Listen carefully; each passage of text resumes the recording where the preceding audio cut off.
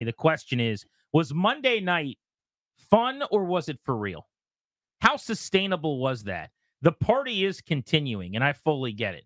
Our bit that we like to do on this show, generally, our routine to lay out, our weekday schedules is we normally chop up the game from all angles for a day. We give ourselves, if it's really bad, a day to beat up on the team or yesterday to just throw ourselves a party.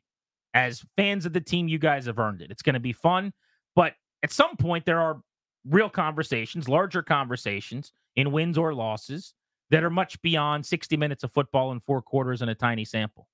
And while we're going to continue the party to some extent today, I think there are some opportunities to figure out what was legit and what was just the stars aligning. What was sustainable and authentic to what this team's going to be versus no penalties, no turnovers, some good fortune with the Bengals kicker that never misses, missing a field goal, a pass interference in the end zone on a 2-point conversion that doesn't get called, some things like that going your way.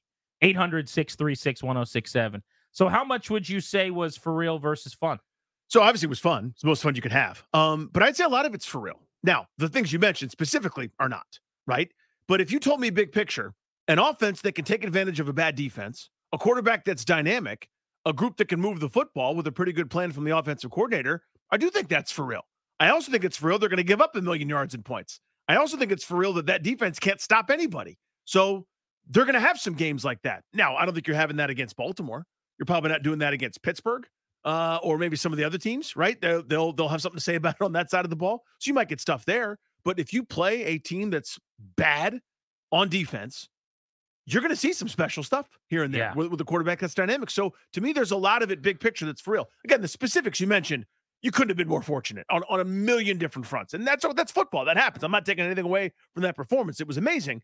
But there'll be a fourth penalty, in a couple of weeks. That's going to happen. There will not be another game, I don't think, that they play where they are so constantly for almost 3 quarters ahead of the chains in really opportune situations for play calling and play making. I mean, it's just not going to happen. So it was the ultimate kind of 72 and sunny environment in that way. Shouldn't have been, because it was so loud and the crowd was so into the game for probably 2.5 quarters, I would say. And then things really dissipated in-house where fans were leaving and getting disenfranchised. And based on 3 games, not just one, we're starting to get angry and turn on the Bengals and started booing right around halftime. But I think what was for real to me was, I think that is as good as it gets for Cliff Kingsbury, but the offensive design and getting guys open and when he wasn't right, Jaden Daniels made him right. Occasionally, he made life easy on Daniels. I think that's the apex of what they can be. I don't think they'll have another game like that. To me, that's going to be Kingsbury's best game as an OC. That will probably be Daniels' best game of the season as a quarterback. So just because it's the ceiling performance doesn't mean it's not authentic. It's for real. It's just not going to be the norm, if that makes sense. It does. It's like a sharpshooter in basketball who has that in his bag where he can go out and shoot the lights out and hang 40, but more often than not, he's going to miss some of those open looks and he's going to have 27 or 28, which is still really good too. So I think it was for real in that Terry McLaurin didn't do anything he can't normally do. Daniels didn't necessarily do anything that was outside of his skill set. But I just think a lot of guys collectively, specifically offensively, had the best version of their games at the same time. And you put all that together with the perfect situation of ahead of the chains, no penalties, no turnovers, and you get a pretty nasty outcome. And that's what we saw. Yeah, that's what happened. What is not for real, maybe, what is more fun, I would say, it's just some of the really odd game sequence stuff, like the penalties. They haven't turned the ball over all year. There's going to be a game where they turn it over twice in the first half. If you're in Arizona, maybe this weekend or at some point, maybe it's home against the Browns in a couple of weeks, the first drive, you're going to have a 2nd and 19 or a 10-yard hold that sets up, after a run or something, like a 2nd and 16 and then a 3rd and 14 or whatever. That's coming. And those don't get converted, but at a 15 or 10% clip or whatever. We didn't really see any of that. So I think a lot of it was for real too, man.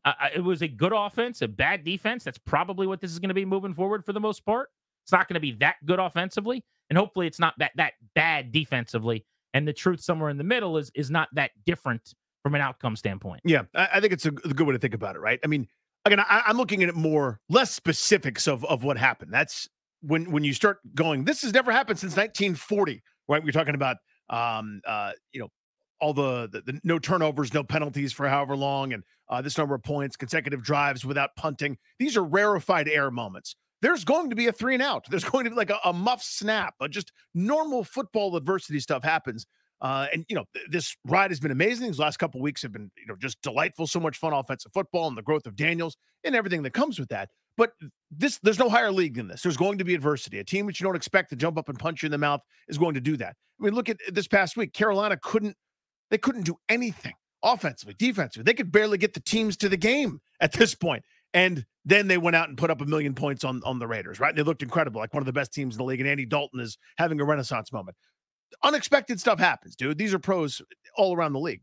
So there's going to be some tough moments, kind of to your point. But big picture, to me, what's sustainable is an offense that's hard to defend, because anything that you shut off, there's a bit of a counter, and there's kind of that wild card of having a quarterback that can be wrong and still get positive yards. This is why teams are in love with running quarterbacks, yes, by the way. I was texting with Logan Paulson a little bit last night when I landed and was driving home, and he had watched the film, and he said, there's a few plays where basically the play's dead. There's just nothing there. And Jaden scrambles for 5 or 6 or 7, which by all accounts is a great football play. Mm-hmm. A 5+ yard play is really good. Now, not if it's 3rd and 9, but it wasn't. It's 1st and 10, it's 2nd and 8, and you're just moving the chains closer and setting yourself up fortuitously. And that floor-raising skill is why all the teams want the quarterback that can run. That's right. It's still, it's never been my proclivity, because I have not to this point really found the guy that is super comfortable doing that and wants to do it all the time, who's also the excellent pocket passer. And hopefully Daniels can become that guy. I like the, throwing quarterback, the guy that majors in passing, who's an athlete, like an Allen, or, somebody more traditional, like what Deshaun Watson was, frankly, in Houston. What you see sometimes with guys that are able to run when they have to, but don't prefer it, like early career Russell Wilson type athlete, slippery, that kind of guy, than just the guy that runs a lot. But what was so awesome about Daniels on Monday night was, for the first time in 3 weeks, when he left the pocket, he kept his eyes downfield, mm-hmm. and he still was not thinking run, run, run. He was thinking, do I have anything to throw? That was the first time I've seen him do that really in 3 weeks. And it's only taken 3 weeks. If that's the norm now, that's a huge development. We'll just have to see if it is. Birds in D.C. on Grant and Danny. Was that for real, or was that just fun? Well, one of the reasons I don't think it's necessarily for real is because the first thing is you got to find somebody that can produce what Austin is going to produce.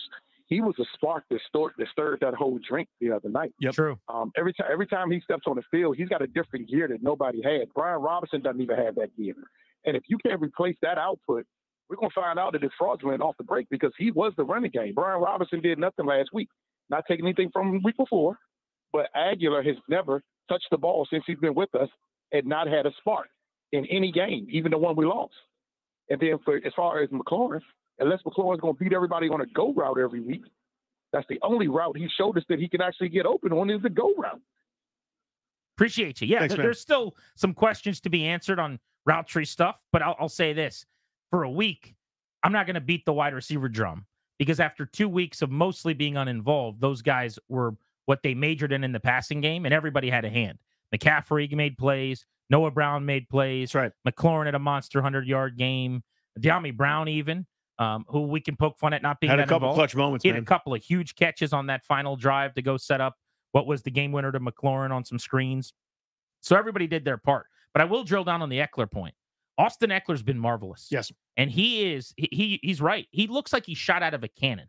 Like, it is stunning to me how quick he is. It just looks like he's not faster than everybody else. Like, he's moving. He gets to top speed way quicker than everyone else. It's like a car. That's what it is. It's like 0 to 60. Like, his burst is back. And it's so obvious if you watch. Now, we don't know that he's not going to play in Arizona.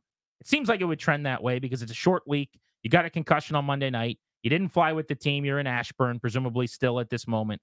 So hopefully he only misses one game if he's got to miss the Cardinals.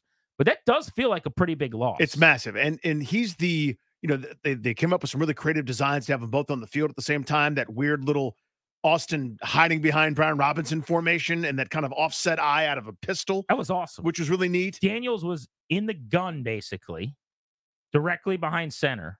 And then if you could picture it, directly at his hip to his right was an I formation, one behind the other by about a yard or two of both of his running backs. So the shape almost looked like, center, come back 5 yards to Daniels, and then to his right, he taps the helmet of like the first of two backs. It was a weird formation. But you're going, the defense has to go, okay, what is this? What are we doing? What are we looking at? What are we keying on? To the right, and Eckler kind of sprays out to the left in a pass formation. Just delightful. That's the kind of thing I want. I'm telling you, Eckler is their best offensive player, right? Like that, you can't overuse it because of injury. I mean, you've already seen it now. He's, wishing him the best, obviously, but he's concussed. And so they don't want to wear him down. But you saw in that touchdown, everyone is flat-footed, and he's already burst through the secondary, and he's got to make one guy miss, and he does for a touchdown. That little swing pass to the right on a screen, there's a lot of traffic there. Another running back probably gets tackled. He does not because he's bursting through, falling forward for 16.